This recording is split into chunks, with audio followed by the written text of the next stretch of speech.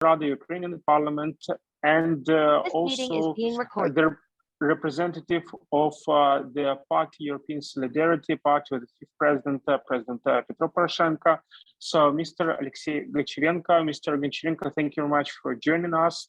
So, please, you can give your welcome speech to our gathering. Thank you very much for joining us.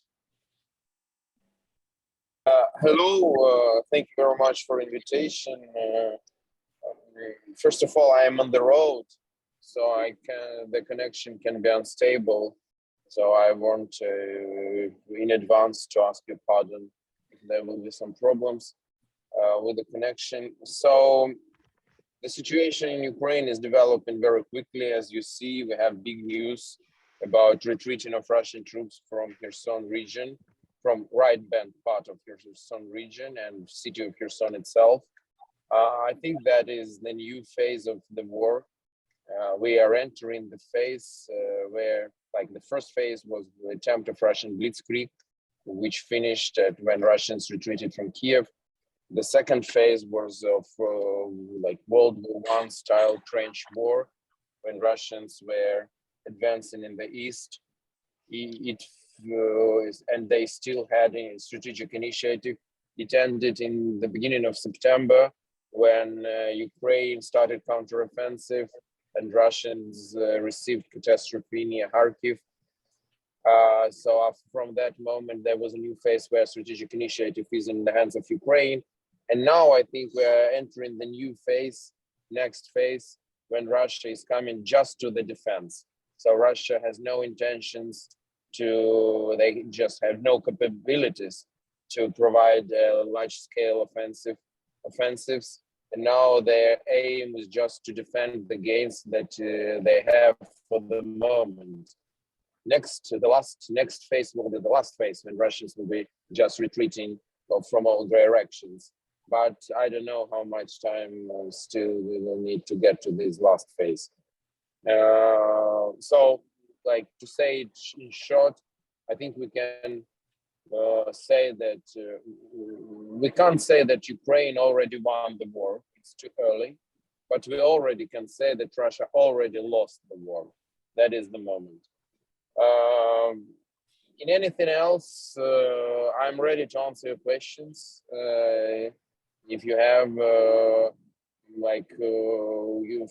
what Ukraine need is the same. We need more weaponry, we need more political support, we need more. Now, one of our big demands is energy, because Russia is attacking our energy infrastructure before winter would arrive, and they want to put as much terror on Ukrainian civilians as possible.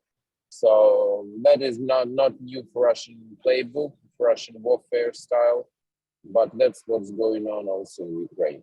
So if you have any questions, I am ready to answer. Thank you very much, Mr. Goncharенko. Please, colleagues, if you have any questions, you're welcome to pose them to Mr. Goncharenko, please.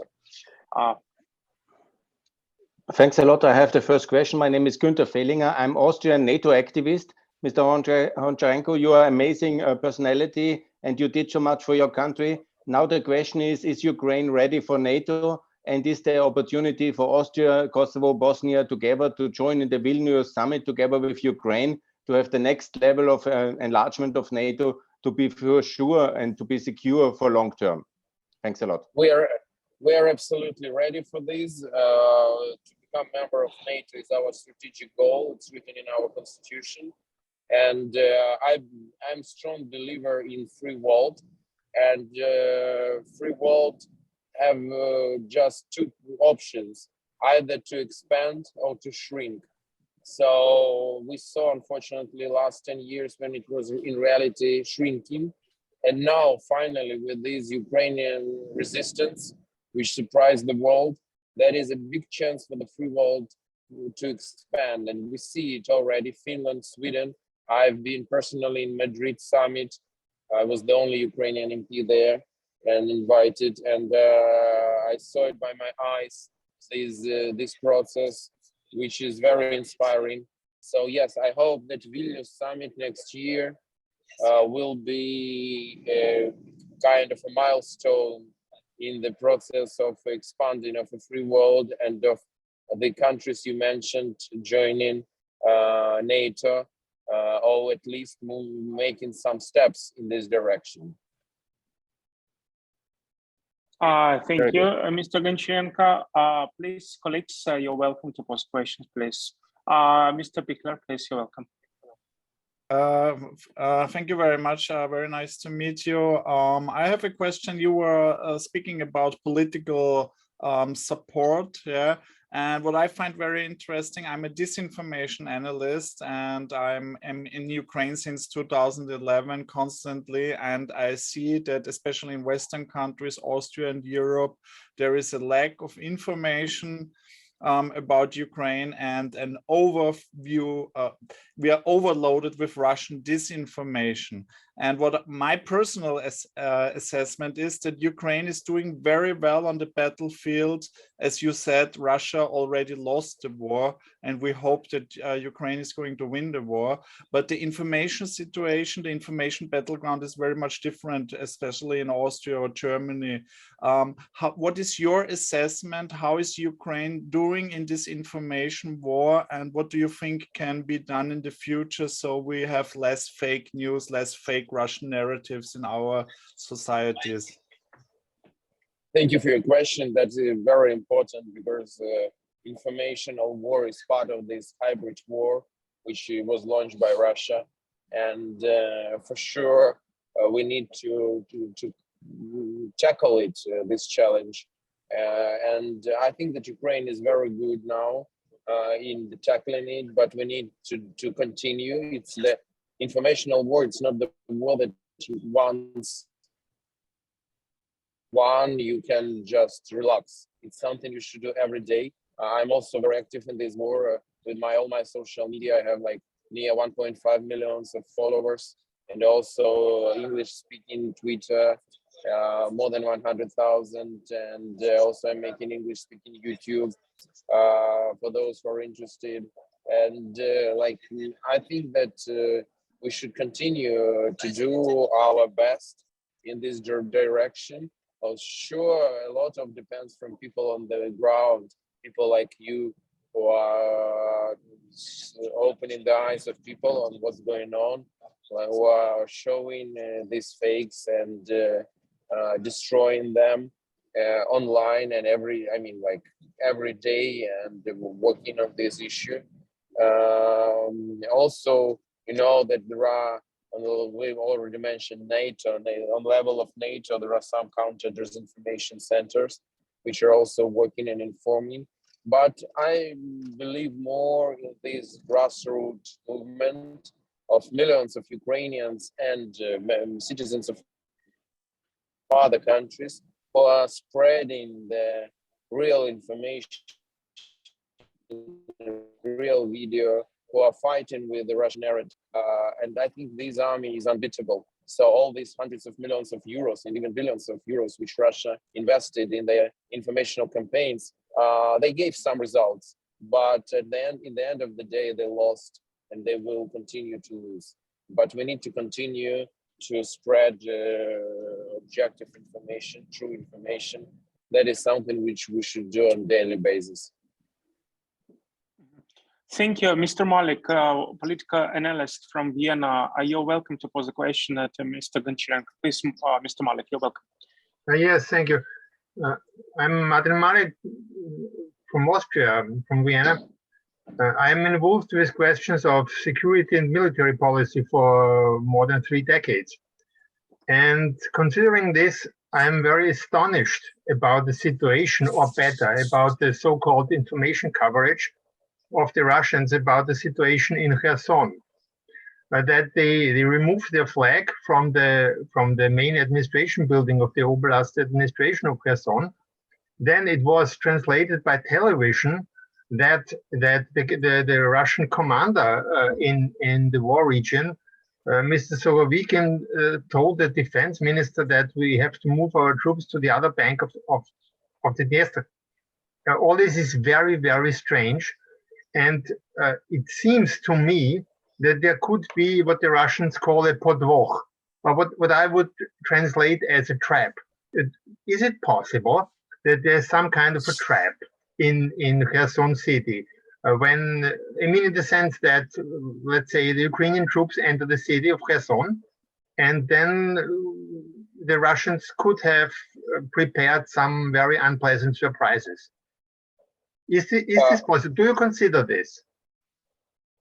Yes, our military command, they are considering all options and they're very cautious. But if you are asking my personal opinion, I think that it's not the case. I think it's as simple as it is. Russia is retreating from Kherson. Their options were very limited because when the first freezes will come, the Dnieper River will be not usable for boat and ferry transportation, and the supply of their troops would be completely stopped. Without supply, their troops, like it will be a matter of weeks when they will surrender. And Putin doesn't care about people, Russian soldiers, but he cares about picture. And the picture of thousands of Russian soldiers and officers surrendering, that would look like a Stalingrad, like a Paulus army, surrendering in numbers and thousands. And he doesn't want this. So his options were just two. One is to do it now and to save a little bit the face, not to have this catastrophe picture in future, or to try to keep the Kherson city. But in 1 month, in 1 month and a half, they will in any way lose the battle, and he will lose the troops, and he will completely lose the face. So his choice is quite rational, and I don't think that there will be some serious traps. Okay, thank you. Thank you very much. Colleagues, is there any question to Mr. Goncharenko? Because we have time for only one question, because Mr. Goncharenko is running out of time. So please, if you have any question, you can pose them. Mr. Goncharenko, you have done so much for Kosovo, to recognize Kosovo. How do you see the perspective? And congratulations for your visit to Kosovo. This was a historic first, and I want to personally thank you for what you have done for the bilateral relations between Kosovo and Ukraine.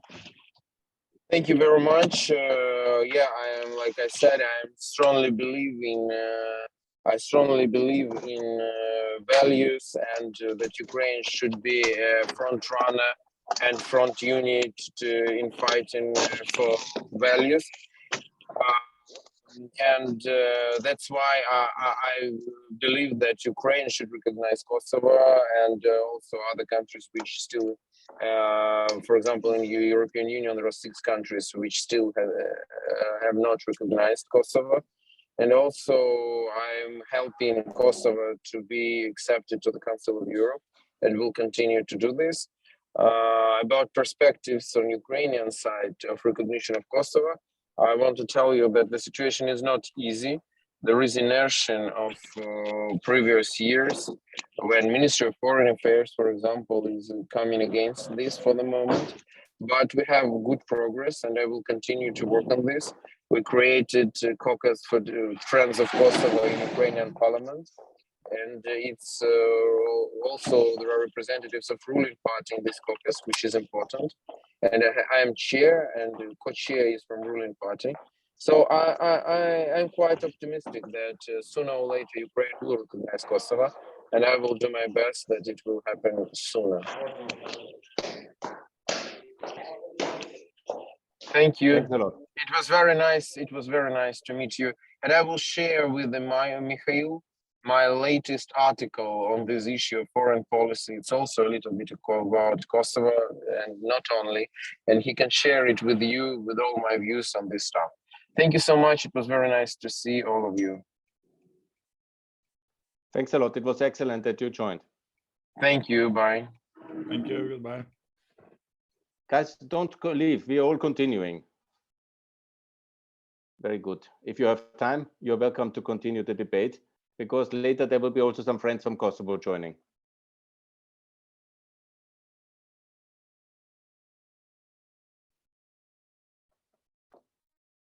It was very good first debate. Please, Michailo, you want to say something? Where is your moderator? You know, Mikhail disappeared for some time, but he will come. Not Günther, you see, Mikhail now not here, but he is coming. Maybe it's something technical problem, but no problem. We can take.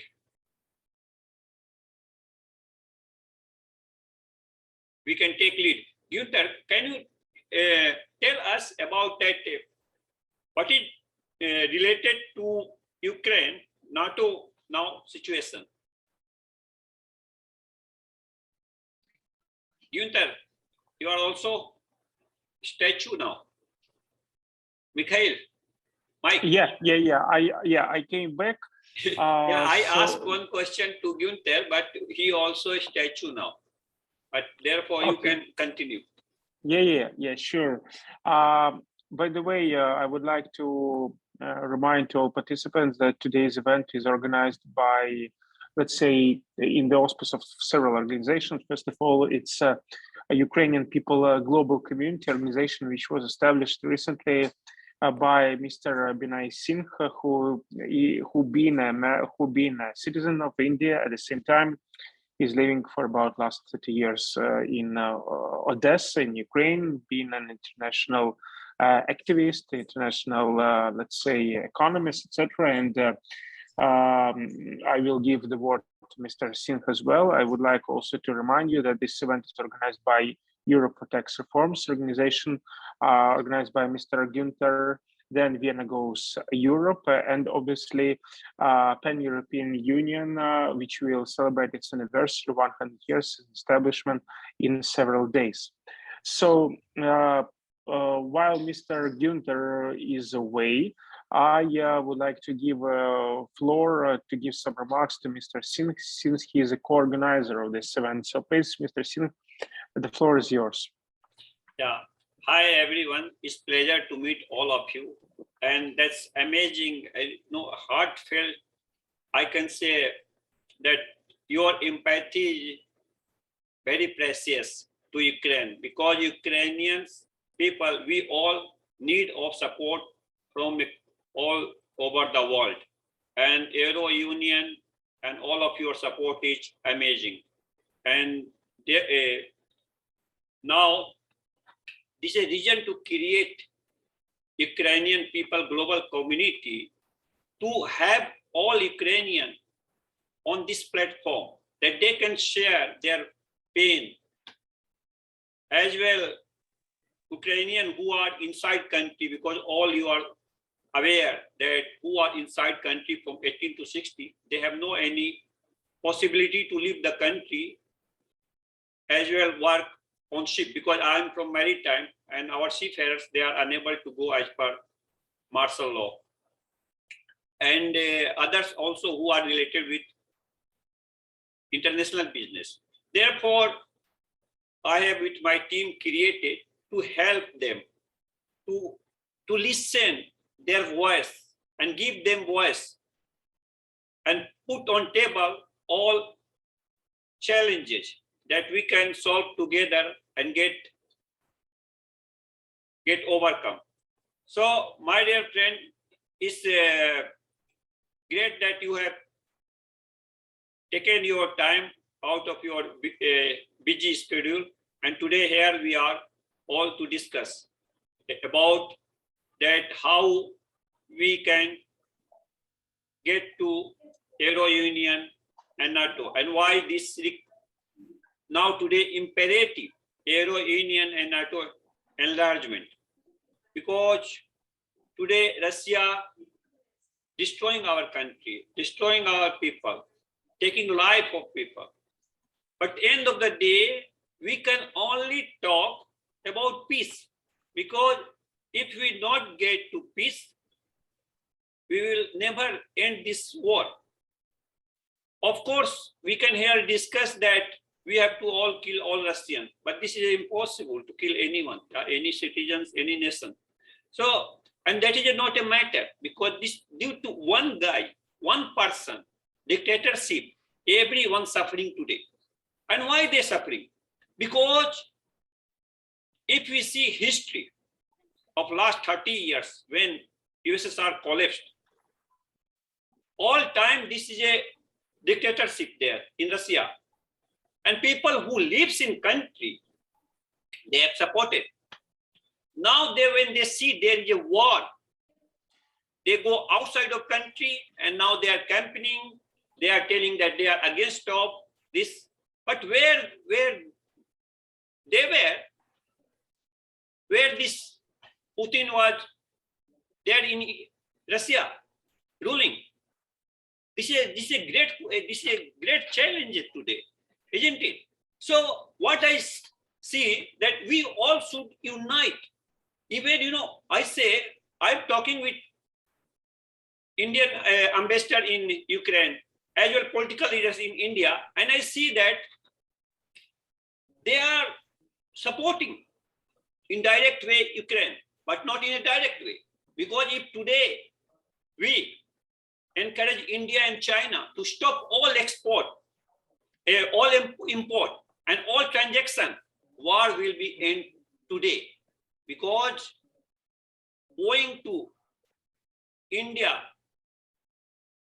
and China, Russia is every day, GDP is going up. There is more than $3 billion per day. Of course, this war will not end because they have resources, they have weapons, they have money. So what I see that if we encourage all country as well give alternative, because why India today supporting Russia? I mean not supporting, at least continuing economical sector transaction. Because you see, a small example, petrol, there is a 100 rupee from Russia. Another country giving Saudi Arabia or another 125, 25 rupee for 3 billion of people in India. This makes sense, right? So this is a things where we have to give alternative that India connect with another country, Ukraine, as well Nigeria or another country, that we provide you oil or unite. Then India will stop, and then that will be great heat on Russia economic. Because as much economic situation of Russia will raise, as much this transaction will go. And this will never end.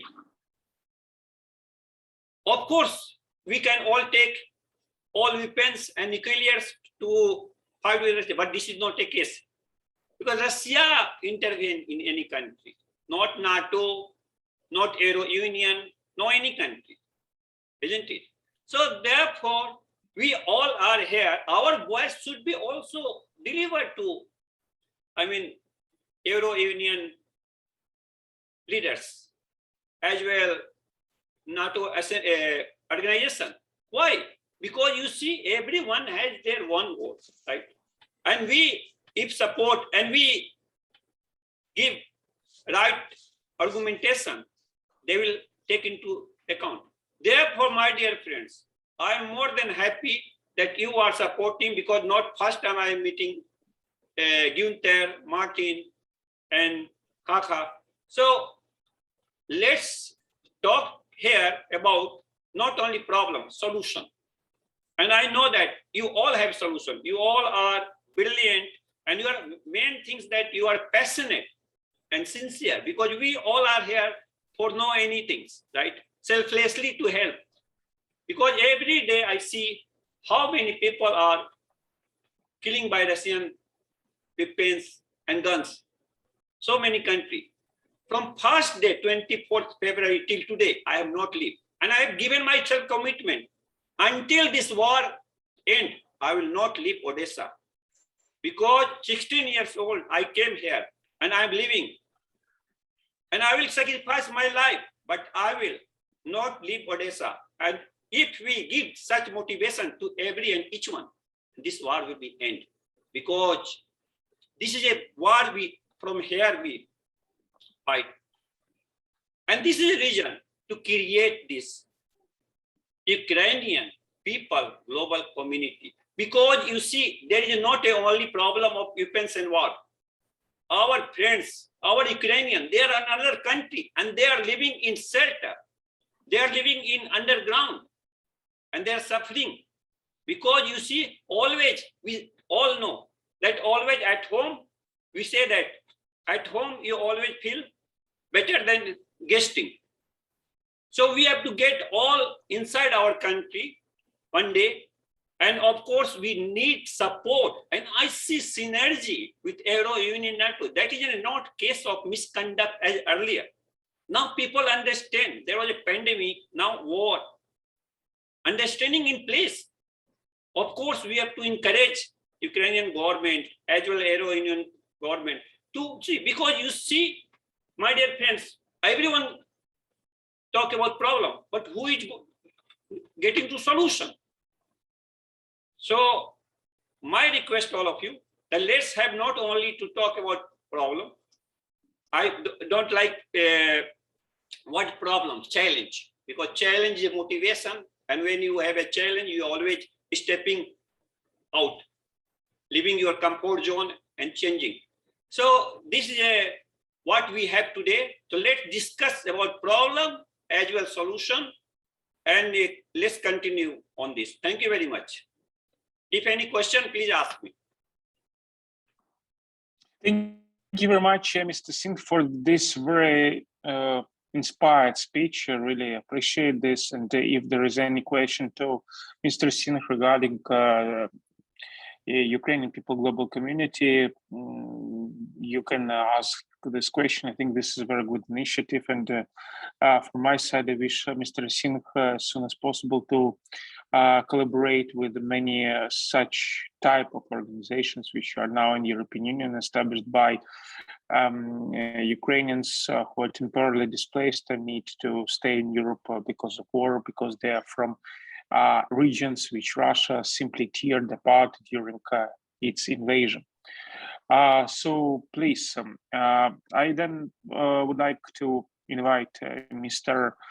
Kaha Gogol to the floor, who is also our very close friend and participate in many events. And Mr. Gogol is from Georgia, and Georgia is a partnering state for Ukraine. And last year there was a, let's say, document, Betum declaration signed by three respective Minister of Foreign Affairs from Moldova, from Georgia, from Ukraine, where three states actually committed themselves to integrate to Euro-Atlantic institution together.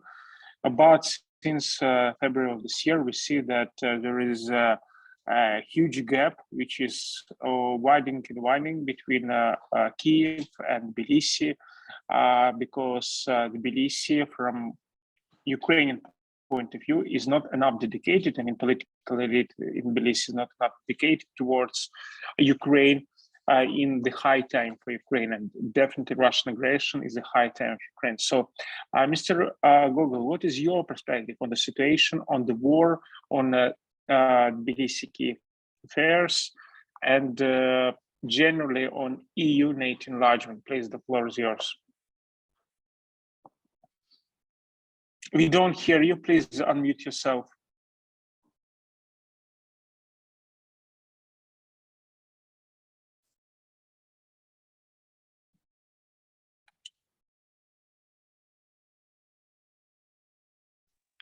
Yes, sorry for inconvenience. I hope now you hear me. Yes, yes. Yes, very good. Well, thank you, Mr. Katsin. Thank you so much, Mr. Binay Singh and Günther Fechlinger. So congratulations with this interesting forum. And yes, I participate with pleasure in your meeting. Yes, I remind my name, probably it was not well fitted into the picture. Gogolashvili, it's a long name. Georgian names are quite long. They do not fit to the screen. Well, but Gogol, the name that you mentioned, is also common. It exists also in Georgia, and it's also Ukrainian name, as you know. So we are somehow closely related with Ukrainians that probably we think.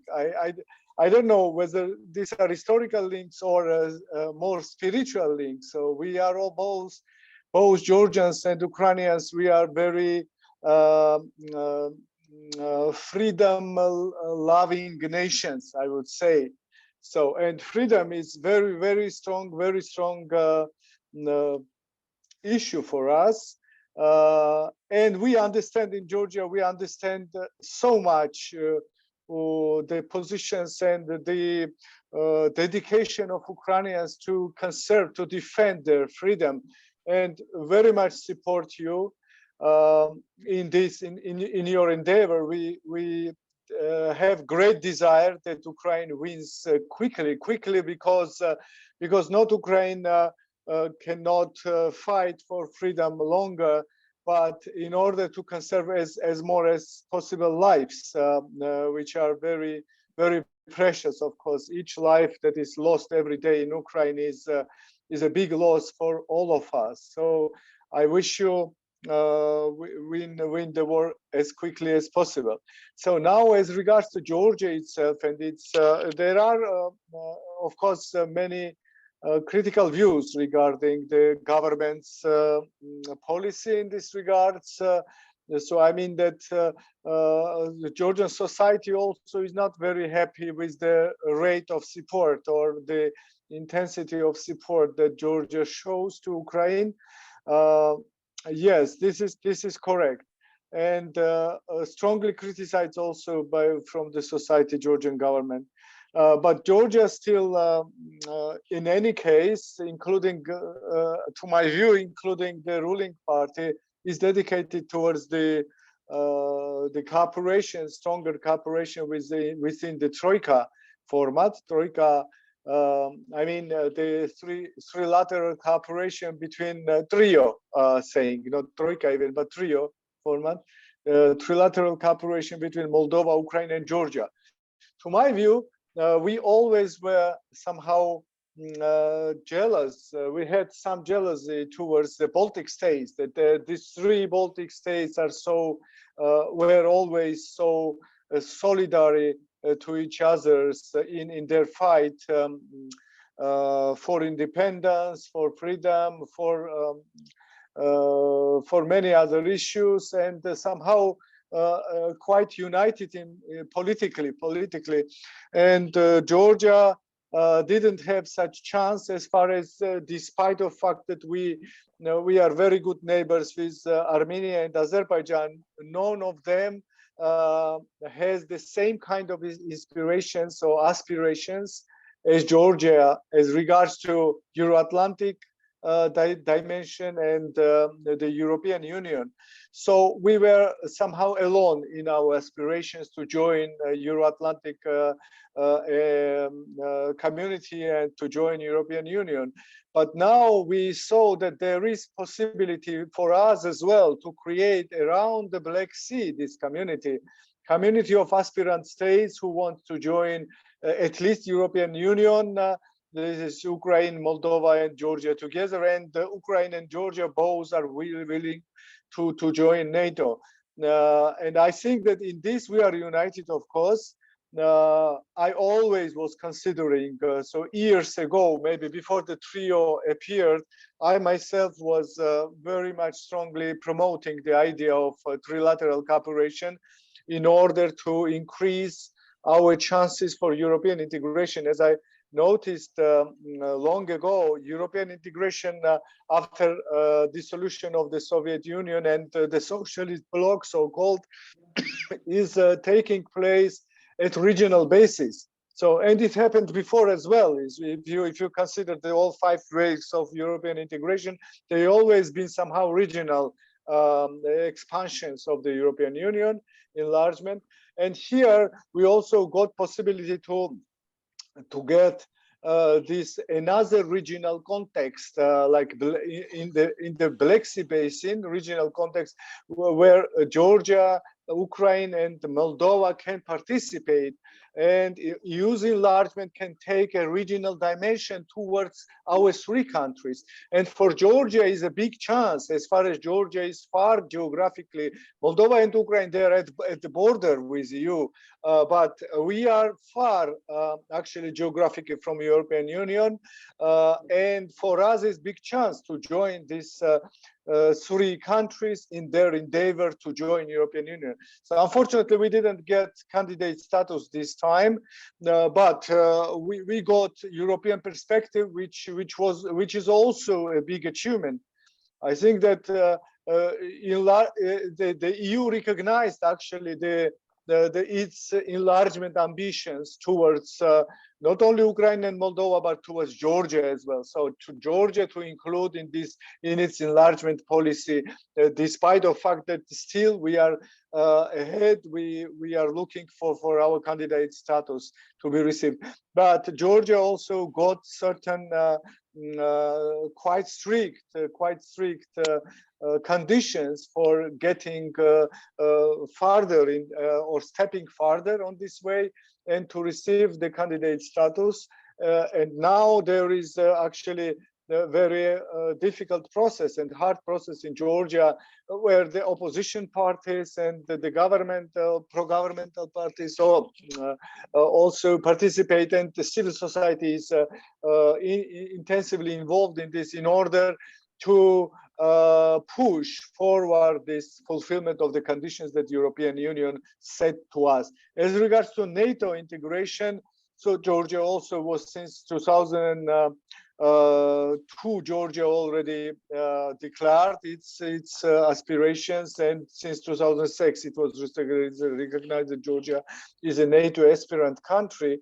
And in this regards, Georgia, also we all in Georgia, the society actually, and majority of people, as polls show, at least 76-77% of Georgian citizens, they considered necessary for Georgia to join NATO.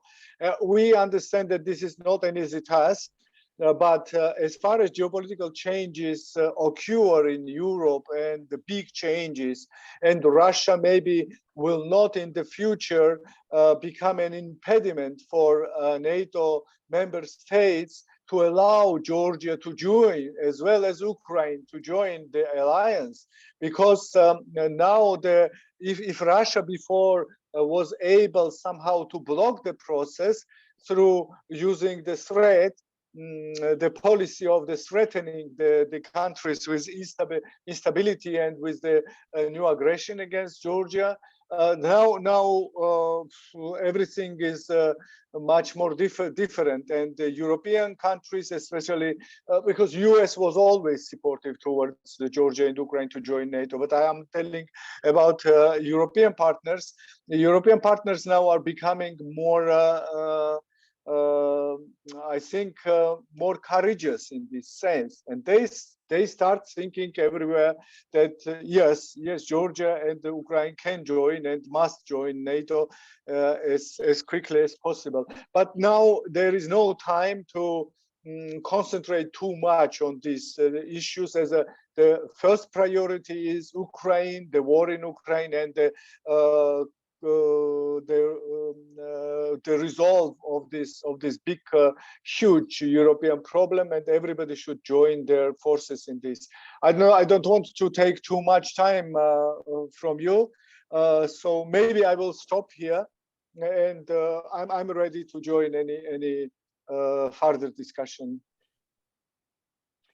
Thank you very much, Mr. Gaglashvili, for this very interesting speech. It's very important because I also share your point of view. Even though Georgia hasn't received the EU candidate status recently in summer, it doesn't mean that European Union slapped the door in front of Georgian face. No, Georgia is welcome to join European Union, and eventually Ukrainian victory over Russia will open the door and the window of opportunities for all three states, including Georgia as well, for sure, and for restoring Georgian territorial integrity.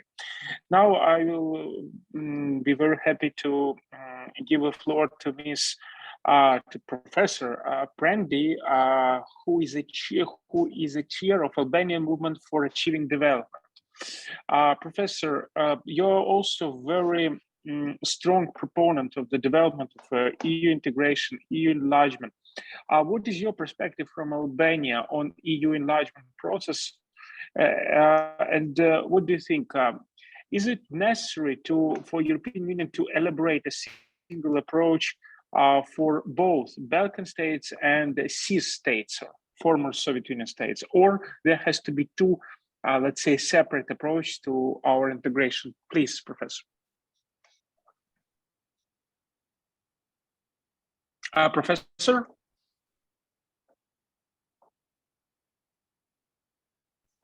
Professor?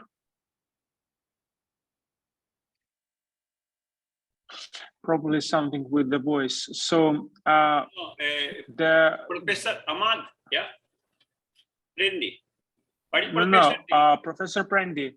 Professor Prendy. Yeah, you are please unmute. Yeah, unmute, please. Okay.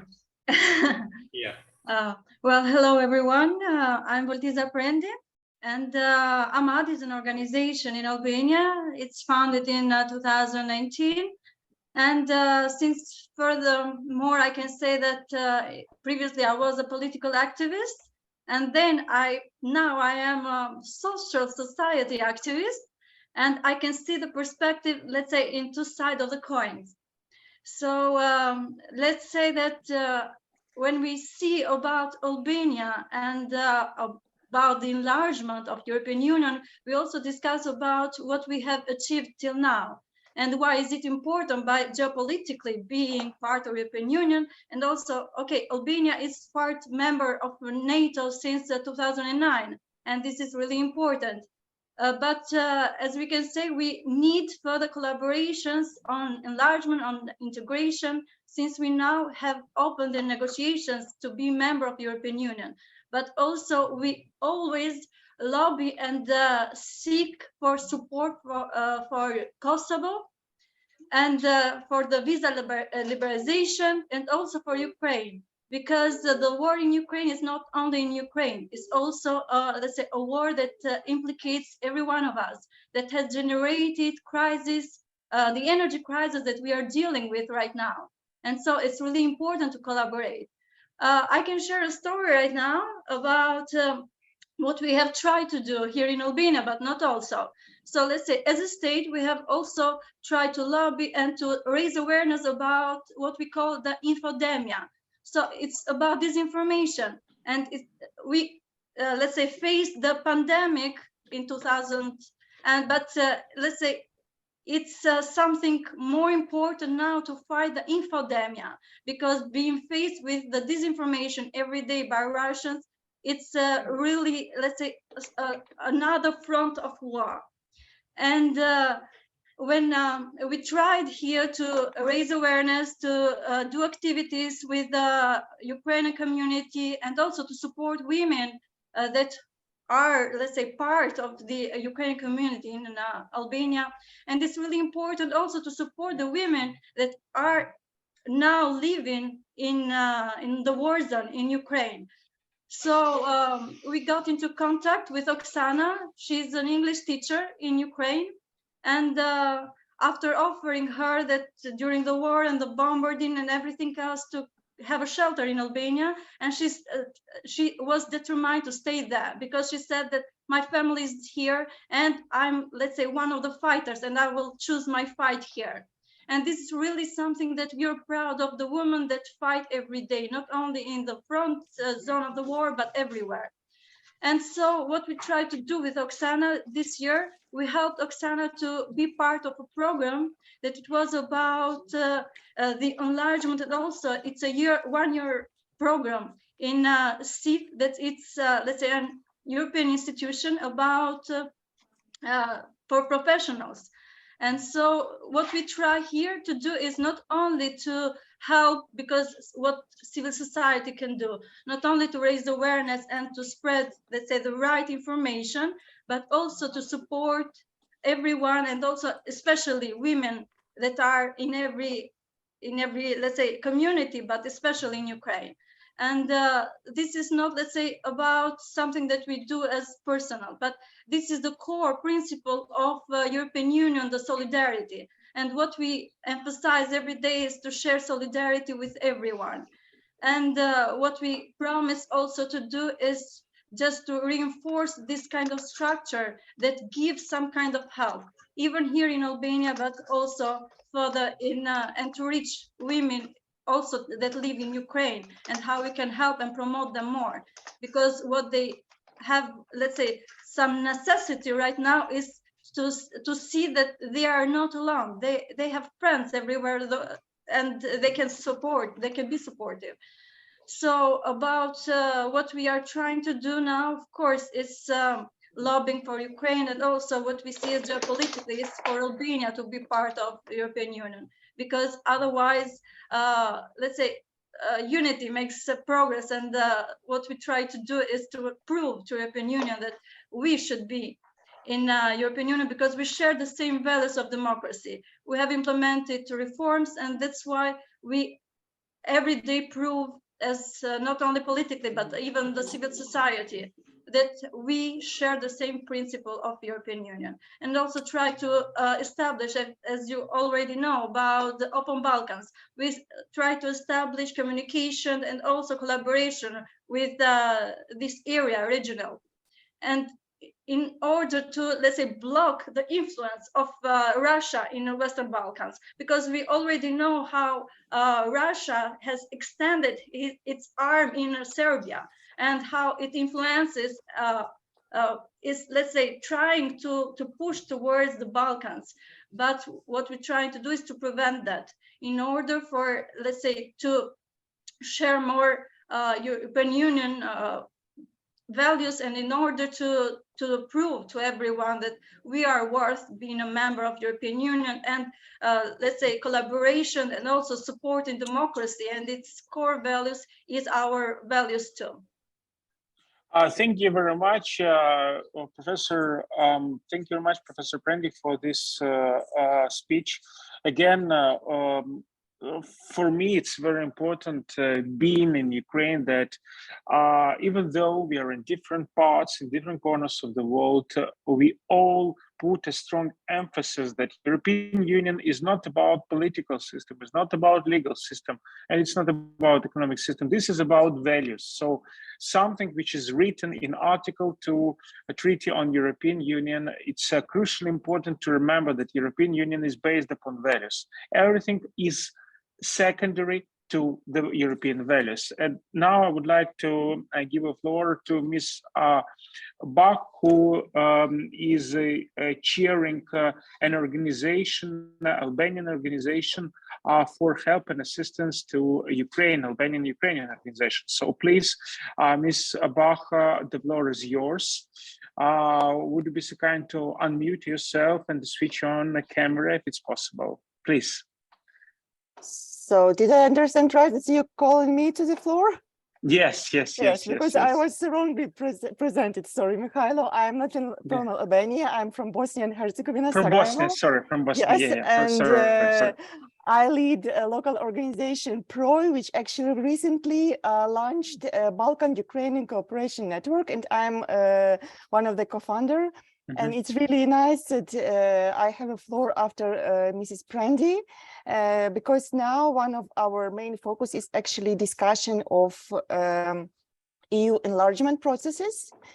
Because as you know, now actually the war changed the geopolitical context in European Union, and now Western Balkans countries, Ukraine and Moldova, appeared in the same basket in terms of their status toward European Union. And first of all, we as a member of network, and maybe I should briefly explain what is network about. So currently it's created by civil society organizations from Western Balkans and Ukraine. So we have representatives from all 6 Western Balkans countries. and Ukrainian organizations, but also individual experts who also are members of our network. So, of course, I would like to use the opportunity and invite you, if you're interested to be a part of the network. We will be really happy to have you. Since we are very new ones, we just were established at the beginning of October. So like we are just like— I'm absolutely interested to join. Great, great. So I will further on send you all data, how to join and more data. Okay, thanks. So actually we are working as network. We created one declaration, which includes several thematic areas. One of it is EU enlargement and Euro-Atlantic integration of Western Balkans and Ukraine, and how the region should cooperate with Ukraine in this area. Then all matters which concerns security and, of course, disinformation. Then cultural cooperation, youth cooperation. So actually, like, it's quite a big spectrum of work, but our now particular focus on two areas is EU enlargement and also StatCom and disinformation countering in the region. So regarding EU enlargement, currently we are working on developing of the one position paper, which we plan to send to European Commission. And actually, we will be advocating for, on the level of EU Commission and EU Parliament, to support the idea that actually, on behalf of EU, it should be created partnership between Ukraine, Moldova, and Western Balkans. As you know, currently, Western Balkans countries, which are, sorry, I think that I have some problems with my connection, so I will just stop video. I have some problems with my connection, so I will stop video if it's fine with you. Yeah, okay, thank you. Okay, please go on. Okay. So, as you know, Western Balkans countries are like after their candidacy status are in one basket, while Ukraine and Moldova were and are still in the Eastern Partnership bloc. Actually, Eastern Partnership bloc now is quite, let's say, dead. And somehow Moldova and Ukraine appeared in like in the middle and didn't join any bloc in terms of EU enlargement. So Western Balkans continued to proceed like Western Balkans region. And in October, they received a new cycle of evaluation of their progress with EU enlargement, while Ukraine and Moldova were actually excluded from this process since European Commission decided that they cannot do it now. So our proposal will be to put Western Balkan, Ukraine and Moldova in closer collaboration, which will include experience exchange, because as you know, Ukrainian stakeholders can really learn a lot about about EU enlargement from Western Balkans. Unfortunately, mostly they will learn mistakes, but not only about mistakes which were done by, let's say, government of Western Balkans, but also European Union, because as we know, history of EU enlargement of Western Balkans is not successful. And of course, we often hear from European Commission that it's because lack of reforms, lack of progress. But recently, after the war in Ukraine, we also hear honest and statements from European Union that actually, on behalf of European Union, let's say, the political decision to include Western Balkans as members were not really like clear. So creation of this dialogue, partnership, and communication between Western Balkans countries and Ukrainian partners, and Moldova also should be here, will create maybe some front where candidate countries will have an opportunity to work together and really lobby and advocate for their full member status.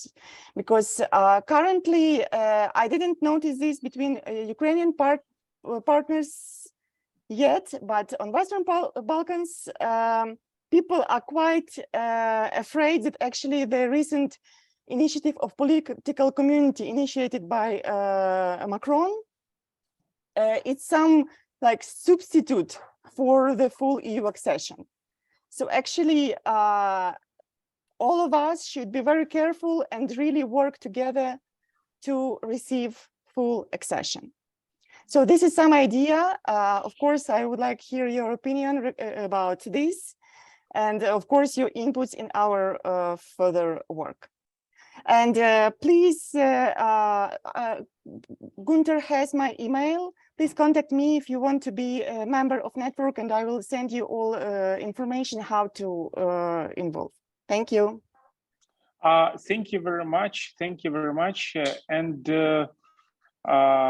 Now I just saw that our conference was joined by Mr. Dritan Husseini. Mr. Dritan, are you online? Are you among us? Because just I saw Mr. Dritan with us. Yeah. Mr. Dritan, hello. Hello.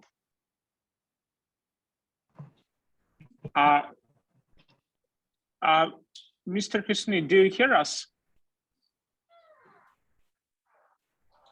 I'm sorry. I'm sorry. Mr. Dritan, do you hear us?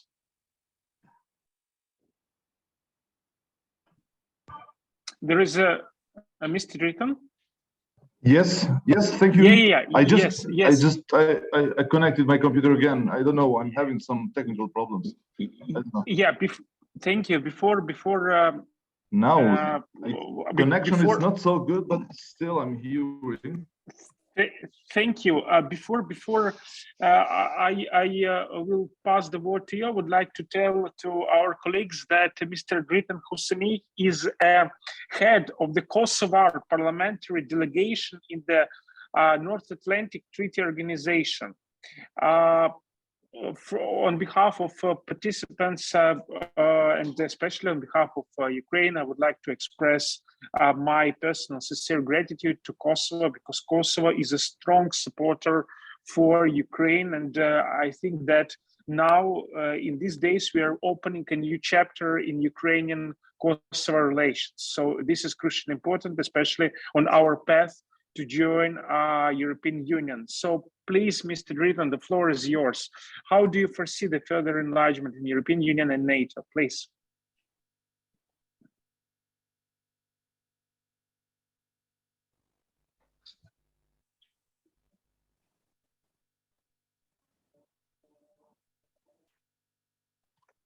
Mr. Dritan?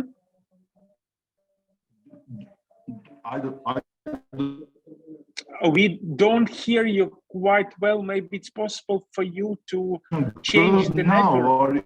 Are you hearing me? Unfortunately, we don't hear you quite well. Maybe it's possible to change the Wi-Fi connection if it's possible.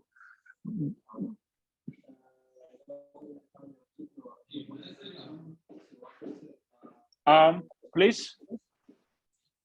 Mr. Dritan, are you with us?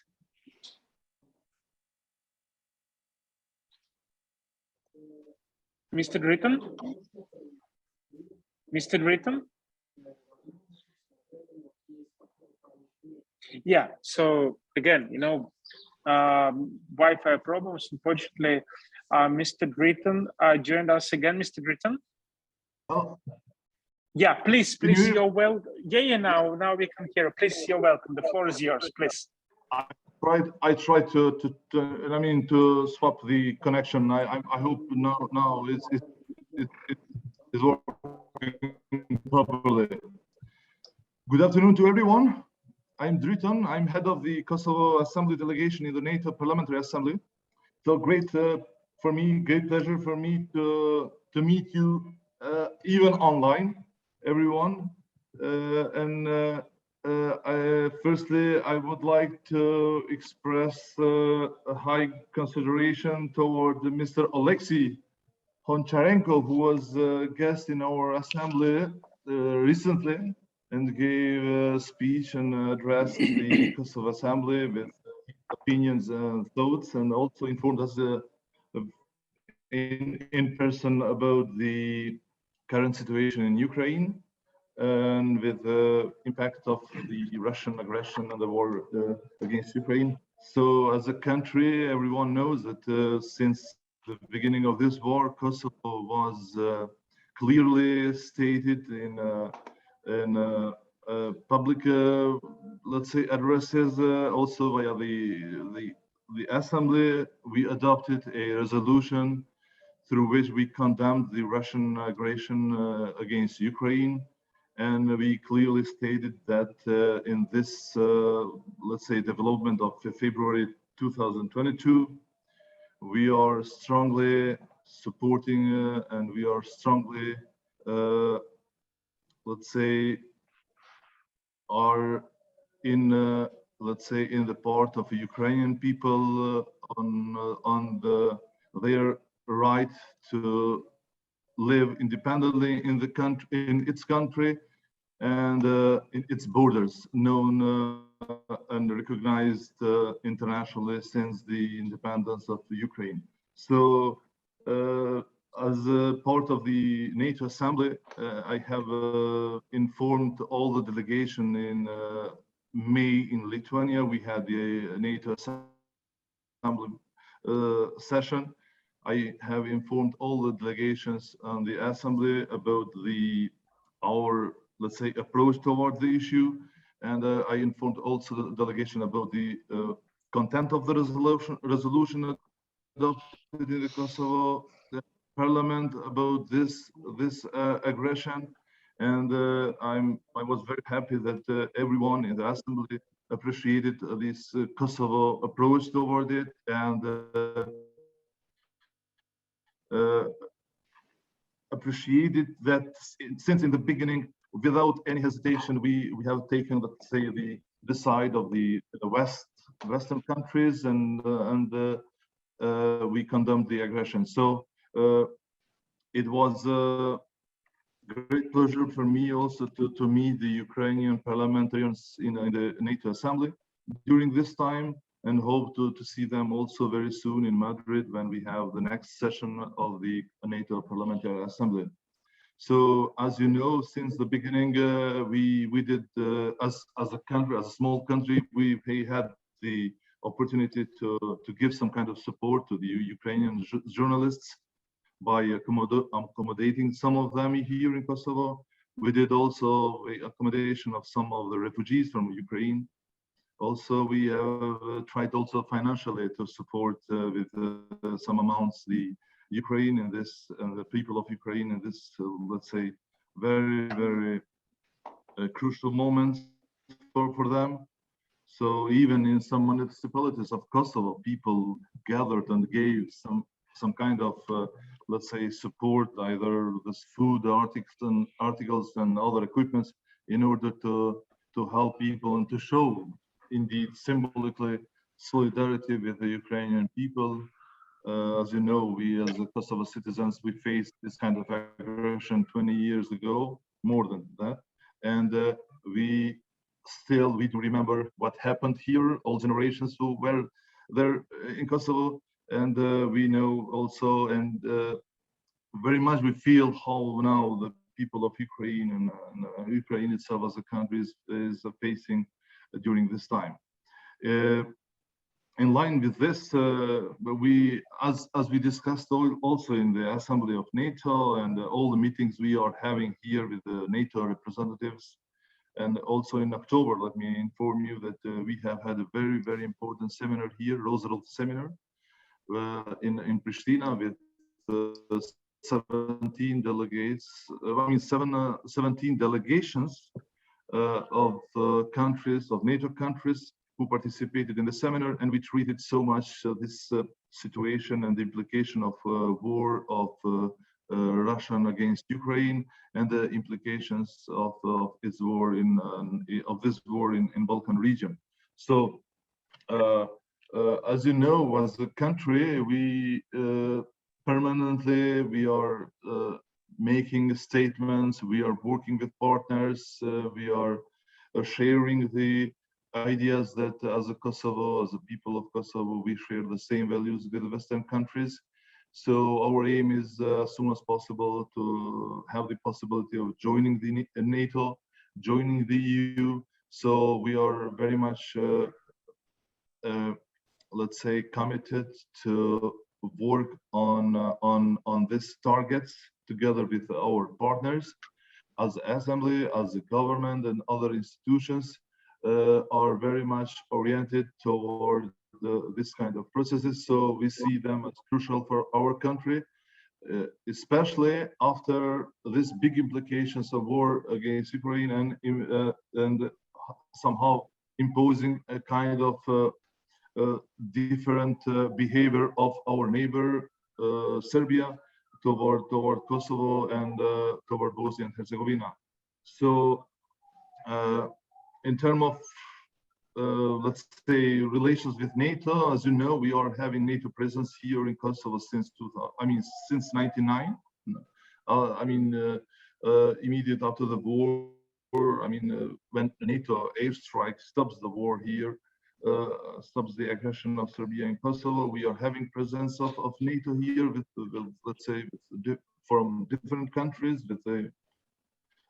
Let's say the number of presence is changing depending on the situation, but still we are having very good presence of NATO here, and it's good to hear that this presence is even sometimes getting larger during this time because of this implication of aggression against Ukraine. So somehow this aggression is affecting so much the Balkan region. In terms of developing our army toward achieving,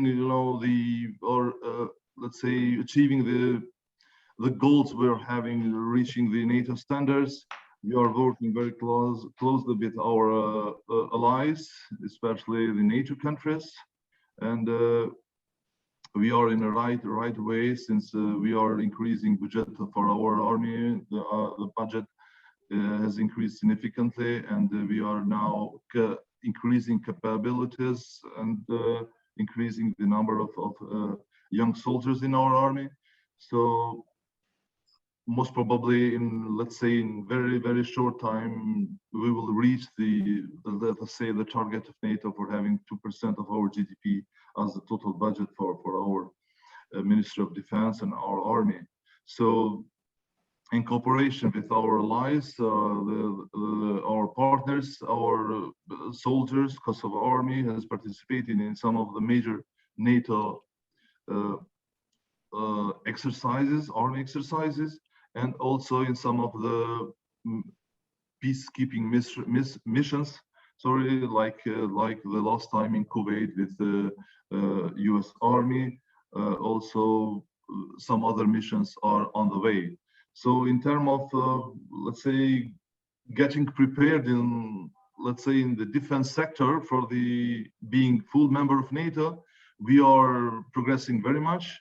And at the same time, also in other sectors, like in rule of law, increasing the level of democracy, and also improving level of other institutions.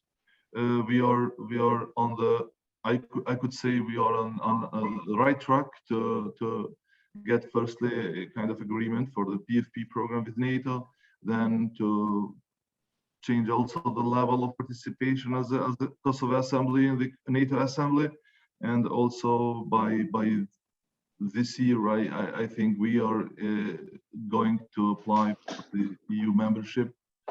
So we are very committed, and we are doing our best as a country, as institutions, to do what is in our mandate and what it has to be done in Kosovo in order to join all these of Western countries, and to feel more secure and be able also to give let's say, and to play our role as a country which gives contribution to security and safety of the region. So I would stop here. Maybe we can share some ideas and discuss later on.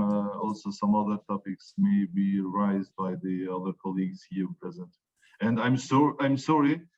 Today I'm coming directly from the assembly session because I was informed just, let's say, half an hour before this session that I would join this because our deputy prime minister was planning to join this. But also I need most probably to go in let's say in half an hour. But I hope we can have some discussion during this 30 minutes coming. Thank you so much. Thank you. I have a question, Mikhailo, if I may, to Mr. Triton. Yeah, please. The question is, Mr. Triton, thanks a lot for joining. And the question is, would you be ready to build a team together with Ukraine, Bosnia, and Austria to open up NATO for the next round of enlargement? Because also many people in Austria and Ukraine and in Bosnia want to join NATO. And would you be able and ready to form such a team together with Mr. Honcharenko, for example, from Ukraine, and also with Mrs. Bak from Bosnia? And also I'm a very big activist for Austria to join NATO. And we could form a team and then really try to make the case for the next round of NATO enlargement. Are you ready for that? And do you think that's a good idea? In my personal view now, as the head of delegation, I tried also to, let's say, to split as much as information that any country participating in the NATO Assembly seminar and NATO Assembly session in Lithuania, and I will do also in Madrid, let's say in date 18, 19, and 20th of November. So in few days. So any idea which can somehow enforce or empower this kind of reaching our targets, I would say yes. So I don't know how this will be, accepted by, let's say, the NATO. But let me inform you that in Kosovo, since March 2022, we have a group of people. It's a governmental commission who is working on PFP agenda. So I would be so happy to share this this idea. I mean, your idea, Mr. Fellinger, with them and see what could be also this commission approach toward this idea, and most probably have a kind of, let's say, either online meeting or coming to Kosovo or joining any NATO event in Europe in order to somehow build up the idea and put it on the table. Why not?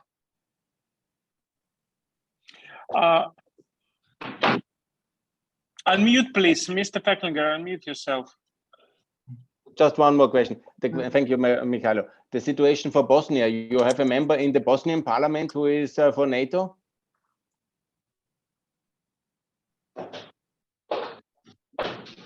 Because maybe Mrs. Bak can identify one Bosnian MP who is in favor of NATO membership. And we have Mr. Honcharenko, who made an excellent speech during this day in the beginning, and you. And so we could form a good team of the 4 countries together. And I'm not sure if maybe from Georgia there is also interest to be in Vilnius in the NATO summit. Thanks a lot. Well, I can of course find the MP who is in favor of NATO in Bosnia and Herzegovina. Recently we had election here, so currently it's not clear who is in parliament. But for sure, till this summit in Vilnius, I think that we can find someone. So we can continue communication further on. And my organization here has really great partnership with different political parties. So for sure, we can find someone.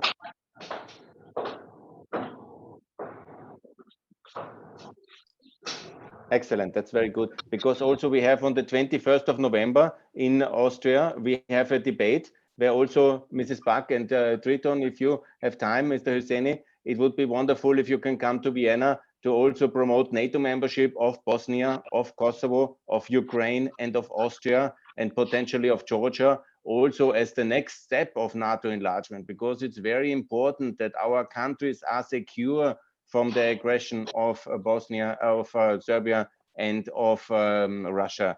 And so only NATO membership can give that.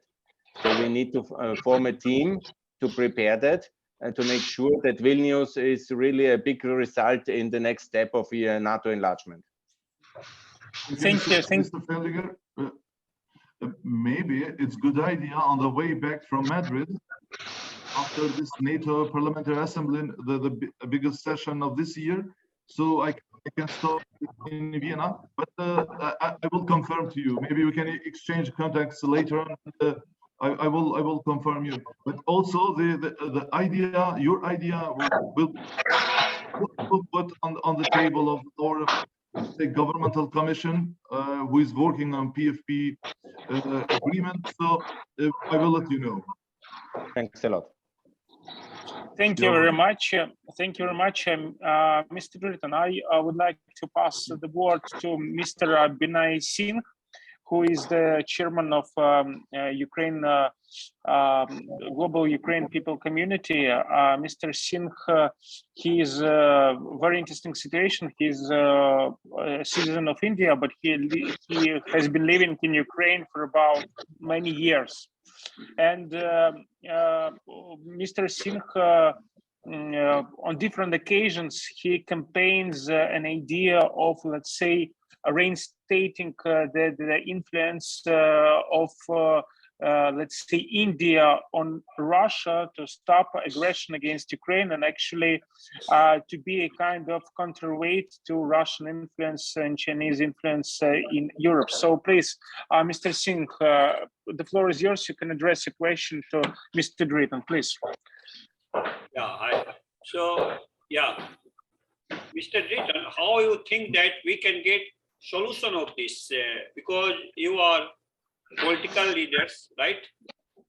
You are in politics. So how you see, because we all are discussing about problems, but we have to get to solution. Yeah, every and each one start to think about solution, then we will get solution 100%. I say a mind can conceive, a mind can achieve. So what do you think that, what is solution of this war to end? Because whenever I ask anyone, any political leaders, they skip. You know? So everyone skip. Who is going to solve this problem? It's not problem, this is a challenge. Yeah, because you see, this Russian war is not suddenly. This is what purpose? Whatever happened, this is Second World War. If we go recall, First World War, there is region. And in India, even you know that Mahabharata, there was also region. So all this should be end. And end only on table. Any leaders, they will not get decision, as Mother Teresa said, on front where they are fighting. There are no one listening anyone, aggressive. So there is the end of aggressive. So my dear friend, Mr. Drayton, what do you think? Where is solution? Yeah. I think one of the solutions is if this kind of regime like Putin's, or I would give also the similarity with the president of Serbia, Vučić, who is supporting so much Putin. One of the solutions is if we Western countries gather together, all countries who are sharing the same values, be together, condemn the aggression, and have to this kind of aggressive approach like Putin is making in Ukraine now. We did in the past, I mean, we faced in the past year in Balkans region as well. So when we are together and we share the same values, it will give a signal to all these kind of regimes that they won't succeed. And you see now when we all are in one side and Russia is still continuing the aggression, but is losing its effect. So I think this is the good signal that somehow we are helping also to Russian people and also to Russian regime to understand that they are doing something wrong in the world and they should stop. They must stop as soon as possible.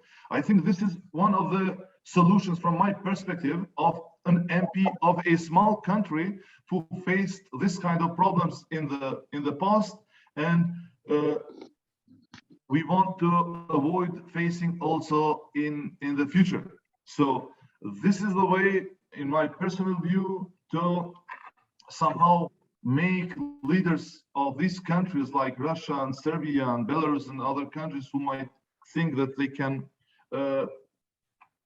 do, I mean, the same thing like Putin is doing now, that you are facing a democratic world, you're facing the countries which are committed, which are determined to fight for freedom and to do as much as they can for the freedom of everyone in the, let's say, now in the NATO alliance. So by being member of NATO, by being member of countries who are sharing the same values, I think it's the right approach toward avoiding this kind of aggressions. So as a small, let's say, a small country, Kosovo can contribute in this with its army, with its citizens, and I'm happy that we share the same view with the NATO countries and the same values. So I think this is the way how we should read this current situation, and this kind of aggressors like Putin. I'm sure shortly he will understand that he did something very, very bad, and he's wrong. And we are also hearing some news from Ukraine that he is somehow understanding us and behaving by removing some of the troops from the Ukrainian territory. So it's good signal that also, and we hope to be a good signal for ending this war and let's say giving the opportunity to Ukrainian people. And it's, I'm not sure if you are satisfied with my answer, but thank you, Mr. Dritan. Again, Thank you, Mr. Dritan. Yeah, you are right that there is one of asset that to unite. As I say, together we are great. Together we are powerful. So thank you, Professor Prendi should leave. Therefore, Professor Prendi, can I ask you few lines solution of this war? Yeah, thank you. I'm sorry that I have to leave it because I have another meeting to attend, and shortly I can say that, well, solution. I can't have, let's say, some recipes about solution, but for sure it's humanity, solidarity, and collaboration amongst other values that we share together.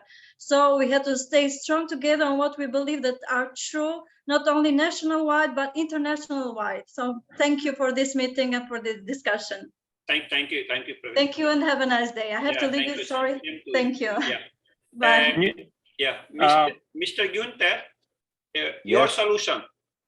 My solution is NATO membership. It's very simple. First of all, I'm calling for Austria to join NATO, and I have this campaign now. Professor Malek, you're very welcome. Dietmar, you're very welcome, and everybody. Please, we have to break the neutrality myth because it's evil. If somebody is hiding under the idea that he is neutral in the time of war, when our friends and allies are killed, that's immoral and that needs to be rejected. It's incompatible. And the other thing, the solution for the Ukraine war is very simple. You know, it will end by NATO membership of Ukraine, because it's also that's why Putin claimed to start it. So it can only end once Ukraine is for sure secure. And this is only possible inside NATO. And since 15 years, we're fighting to bring the European allies like Germany and France to this understanding, because America was always in favor of that since 2006, 8, and 10, and 12, and 14, 15, 16, all the time. But the problem is that the Germans and French have always neutralized Ukraine to the effect we had one war in 14, a long war until 2022, and a disastrous war now in 2022. And this war can only stop by the defeat of Russia, by the withdrawal of Russia and by the integration of Ukraine in NATO. So that's why I'm fighting so much for that. And the same is actually true for Bosnia and Kosovo. They only can be secure from Serbia once they are in NATO. And we have to take the responsibility for the security in Europe if we are serious Europeans, yeah, and in the European Union. So it's very clear. That's why we need to form and to fight and to explain this to the European audience, that NATO is about European security, and only inside NATO there's long-term security for the countries which are facing the hostile states. And I include Serbia, unfortunately, in that, but very clearly it is Russia, the hostile state for Europe. And so all the countries must be in NATO, and this must be not in a long distant future, like in 20 years or something, but exactly at the Vilnius summit. And this is what I'm fighting for. This is why I call, don't accept neutrality by anybody when he says, don't accept any delays, but really push very hard for NATO membership, because then you're secure. And we are all secure, because nobody will ever dare to attack NATO. Yeah, thank you. Therefore, I have this 21st of November event. If Triton Husseini, dear member of the parliament, you can come, and we can identify also a Bosnian member of the parliament, also to come from the Parliamentarian Assembly back to Vienna. It's at the evening. You have to stay one day more in Vienna, but I will also make some other meetings for you if you want. And then we can make the case. And if you ever meet the Austrian who is neutral, ask him why he is neutral. And that's not good to stay neutral in the time of war. Thanks a lot, Mr. Binay, for your excellent support. Yeah, thank you very much. Miss Uliana, can you share a few lines of solution of this war? Like, I think that actually, of course, solution of this war is win of Ukraine through unification of Europe and this meaningful membership of in European Union of Ukraine, Moldova, and Western Balkan countries, and unification of all democracies and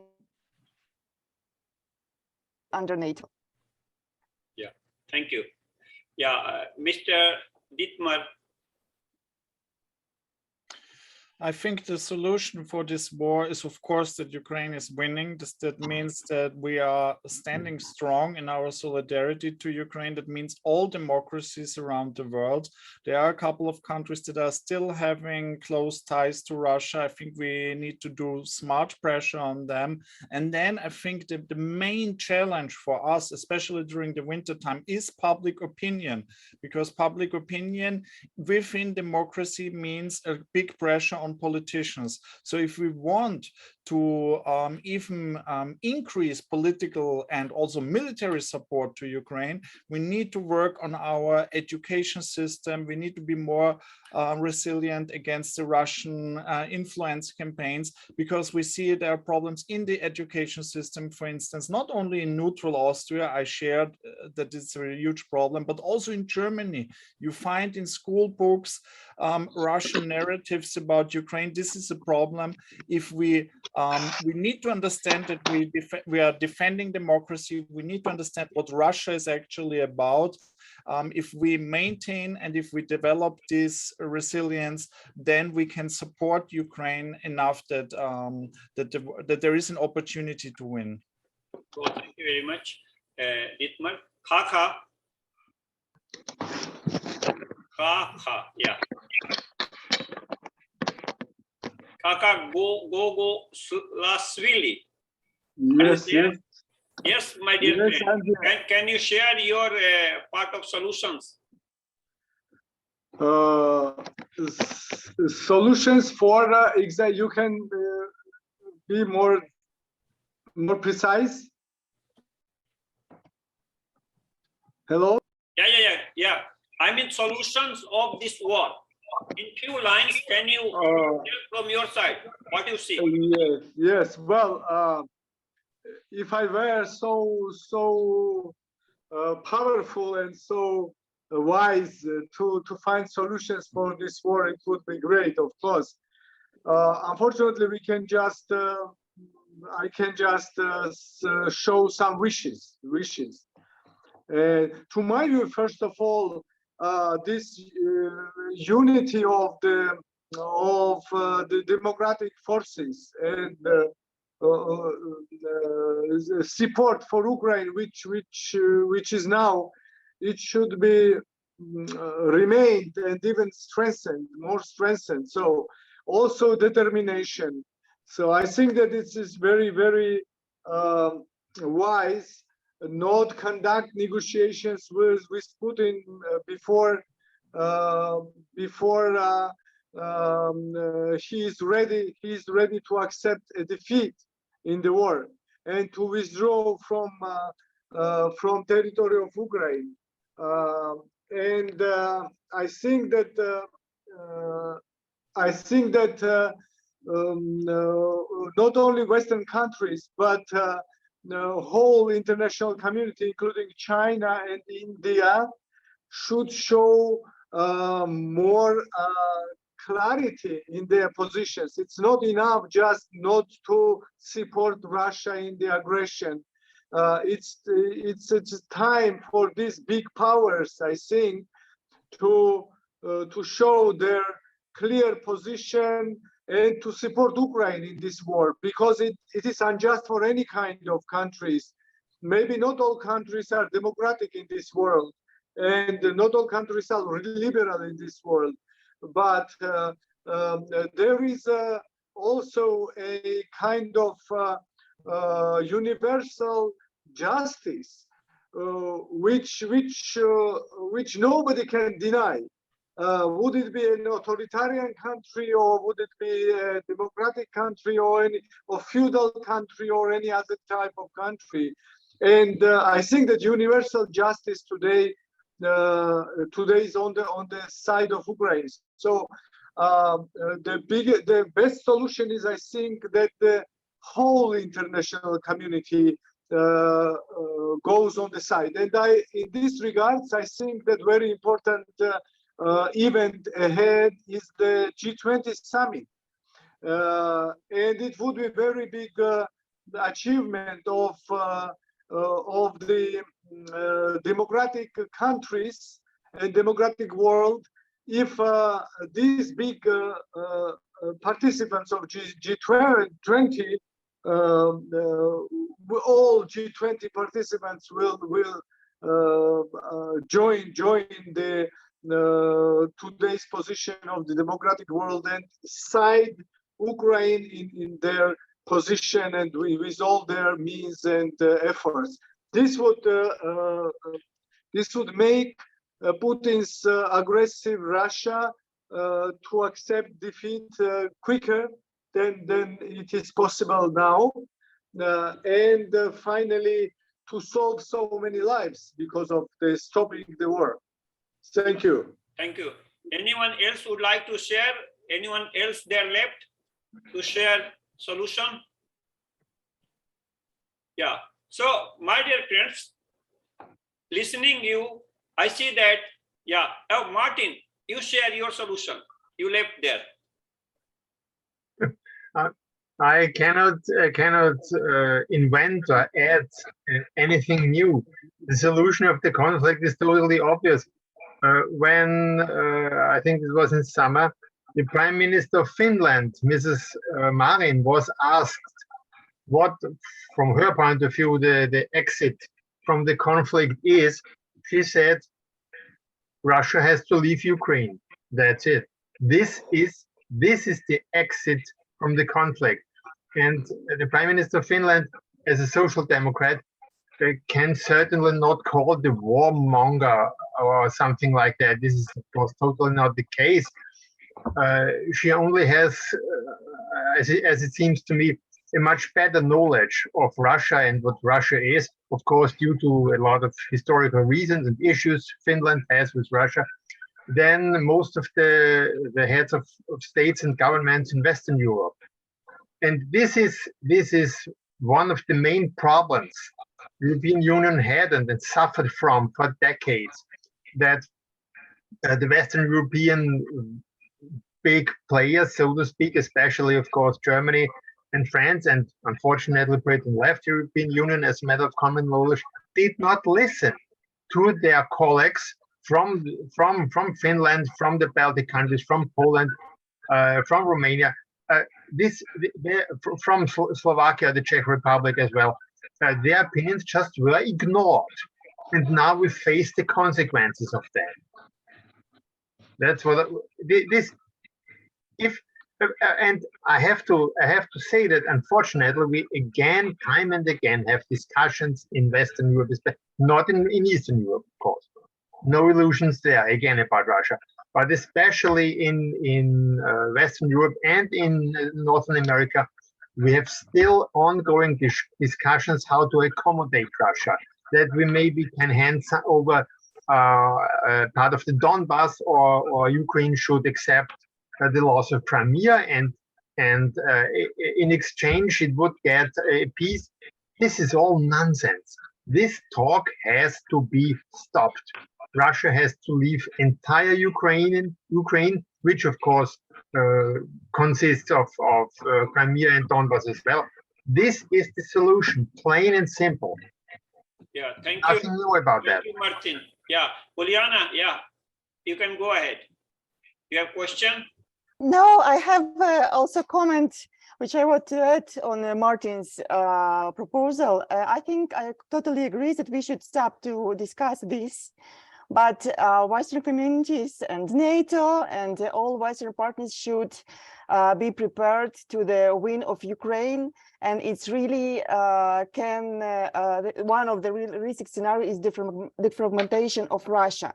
And if Western partners won't be ready, the consequences of this unpreparedness can be really very dangerous to the whole world. So now we should talk not about some giving Donbass, Luhansk, or Crimea to Ukraine, to Russia, but talk about how the scenario of the fragmentation should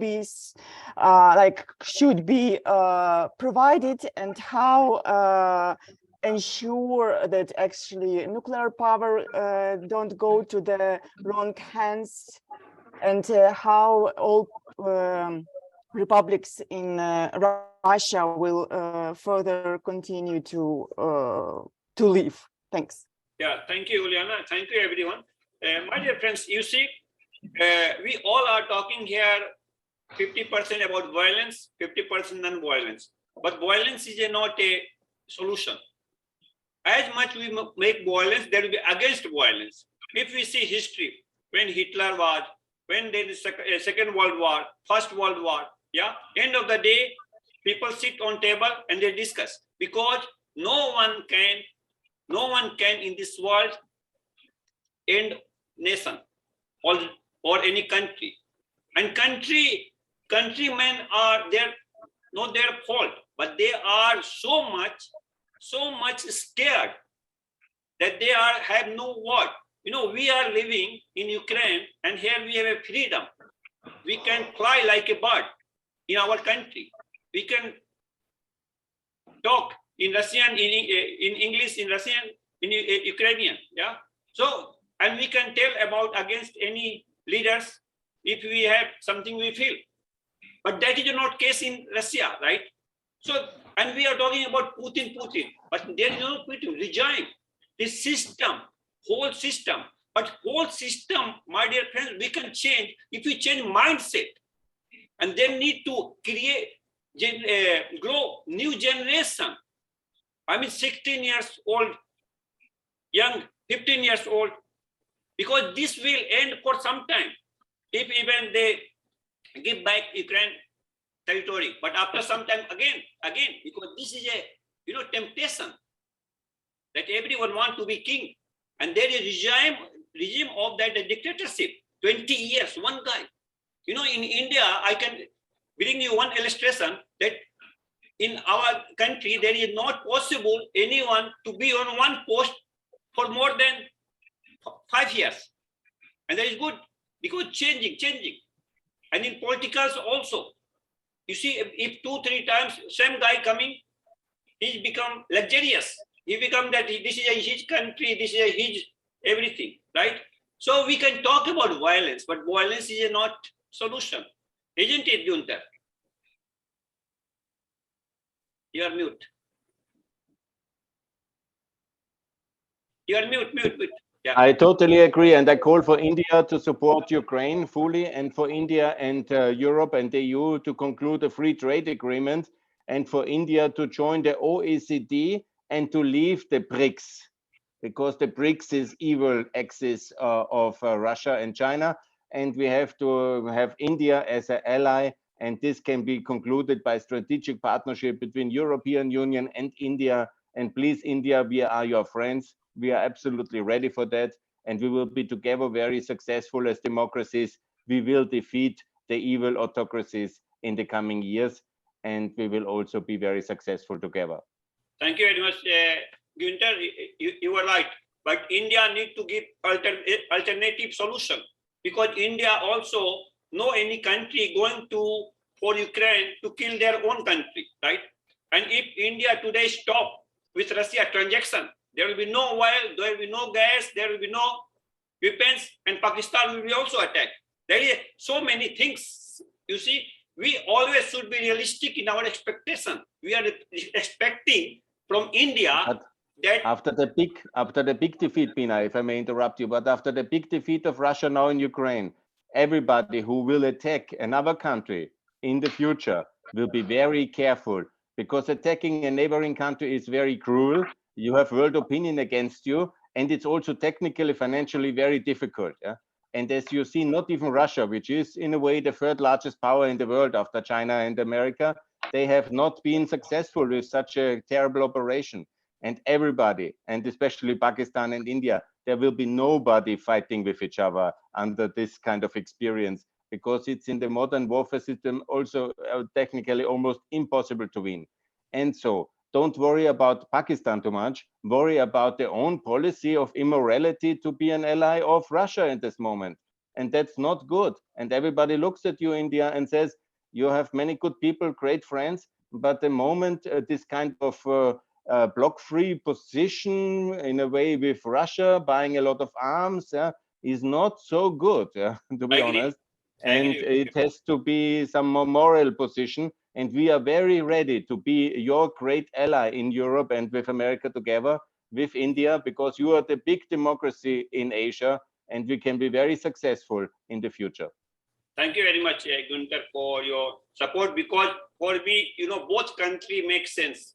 I born in India and I grow in Ukraine. So both countries I have to balance and connect, and therefore I'm working on this. And that's great from you that you are initiator of that. And of course, we will go forward. And what I see here, that we all have synergy and we all are on same line. So let's not only discuss, let's act whatever we can do. Because you see, as you know that I am author, I have written book that Stop Russian Intervention. As well, I have written for President Zelensky, a leader of freedom. And I will ask Günther to write forward for that book. Yeah, this will be, yeah. So, and now after our discussion, also I'm going to write that we have discussed in first our Ukrainian People Global Community solution, and that make difference, right? So where is G20? People should not talk about challenges, because Günther, what I see in peace meeting or any violence, wherever they have a tome of 2-3 tomes discussed, but no action. Are you agree with me? And now it is time to take action. There is no time to discuss. So my dear friend, thank you very much, all of you. And I'm giving our moderator, Mikhailo, mic. The floor is yours. Thank you. Thank you very much, Mr. Singh. Thank you very much, dear participants, for the time you spent with us. It's a great pleasure. Again, I would like to give a special thanks to Mr. Alexei Goncharenko, a member of Ukrainian Parliament, member of Verkhovna Rada, who is a strong proponent of a European integration of Ukraine, integration NATO, and who is a strong supporter for Ukrainian Kosovo friendship.